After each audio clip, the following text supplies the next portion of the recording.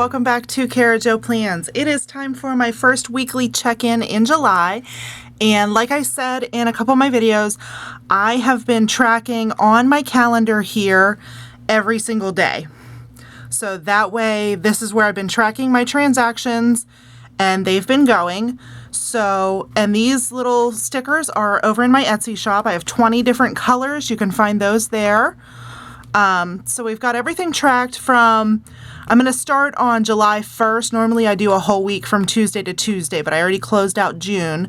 So we're going to be tracking from July 1st through the 6th. So everything in those, in the categories that I track. So over here is where I do my weekly check-in. And the first category I track is food. So we're going to go to the calendar and total up everything that I spent on food this week. So what we have are two transactions. We have $24 where I went out to lunch for my boss's birthday, and I have a Sheets transaction. So $24 and $8.55 is $32.55. Now this is still part of my last month's budget from June. So my starting budgeted amount was $125. I do $125 a week.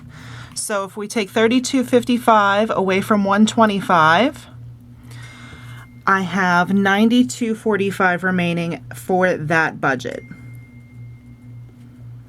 Okay. So that's where we are there. And then my next budget category is fuel. So we'll head over to the calendar. And that counts like car stuff too. So I did have a car expense on Monday. This fuel I won't track till next week. But I did have a car expense on Monday for $21.90. Somebody hit my car and chipped some of the paint, so I ordered some touch-up paint for that, and I budget about $75 a week for fuel. So we have $53.10 remaining. And again, this is on the June budget. This is where the budget by Paycheck gets a little squeaky because my week 1 in July is actually on my old June paycheck, but I still like to check in weekly. Then next budget category is fun money. And those are bright yellow, and the only one I have is Netflix for $14.83. And I'm not sure what the budgeted amount was on that one. I still need to work that out because I wasn't doing it for June. So we're just going to leave that as I spent $14.83 there. And then beauty, I did have a massage this week for $85. And I had budgeted $100. So we have $15 left over. And then household expenses. So we had my mortgage this week. And I also went to the local landscape supply and got some stuff to build a fire pit. So that was pretty exciting. So that money is actually coming out of my sinking funds, but it's still a household expense.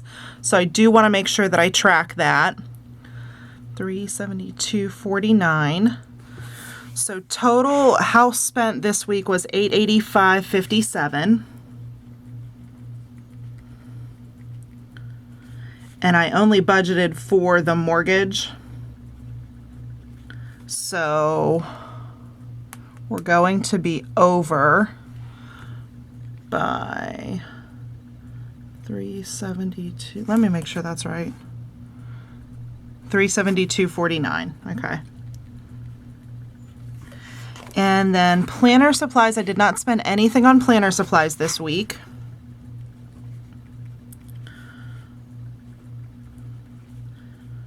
Okay.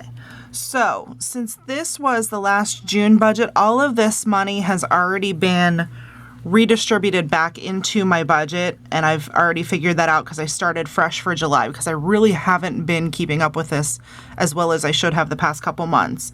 So starting in week 2 for July, I have been starting to budget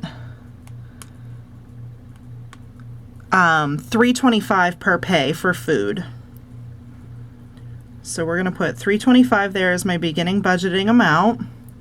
For fuel, I am doing $1.25. For fun money, we're going to do $50 per pay. Beauty, I kind of fluctuate based on when my appointments are. And right now we're going to be budgeting $50 for beauty. And then household expenses, we will budget $100. And planner, we will budget $50. So that's all set up for the next week. So this weekly check-in, kind of a little rough one, not really telling me a lot about my spending, but I know for food I didn't hardly spend any. I didn't have any big grocery orders or anything, so I did well in that category. And the only thing really that wasn't planned was going to get the stones to build the fire pit. But like I said, that came from my home maintenance sinking fund, so that did not blow my budget at all as far as that goes. So overall, spending this week was very good. The holiday weekend and not really going anywhere kind of helped. So we'll really get back into this during week 2 once I am back in this and working in this budget book consistently.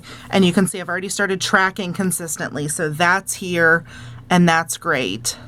And I'm doing check marks when things clear the bank. So I know the day that I sent a payment in and it's marked here, but if it hasn't cleared the bank yet, I haven't put a check mark on it yet. So that's how I'm doing that with these little budgeting stickers from my Etsy shop.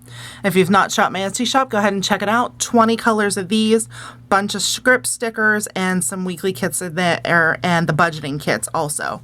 So this budgeting kit is from my shop as well. And I've got August's in there, and September's will be coming out, I think, the end of this week. So go check out those. I have all kinds of different layouts there. I have the paycheck budgets. I do have a regular monthly budget if you budget monthly. I have sinking funds. I have a business budget, weekly check-in, and I started adding transaction logs as well if you like to mark your transactions down here and keep a running balance of what's in your bank account. I'm not doing that this month. I'm going to try just using the expense trackers and see how that works for me. But that is an option that's available in my shop for the budget kits. So thank you guys for watching, and I will see you guys in the next video. Bye.